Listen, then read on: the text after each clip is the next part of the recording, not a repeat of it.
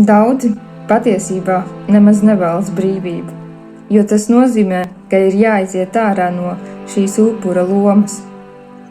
Un tas nozīmē, ka ir jāuzņemas atbildība.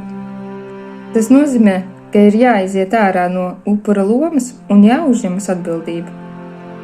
Bet tev no tā ir bail.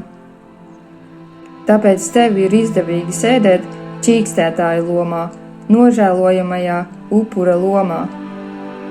Un vainot visu pasauli, vainot sievietes. Kāpēc tu vaino? Tāpēc, ka tu pats nemaz nevari izdarīt.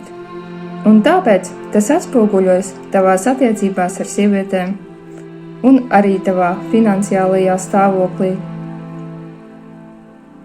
Tu esi nekas, un tādam bezvērtīgam vīrietim ir neiespējami piesaistīt sievieti patīkamām, ilgstošām attiecībām.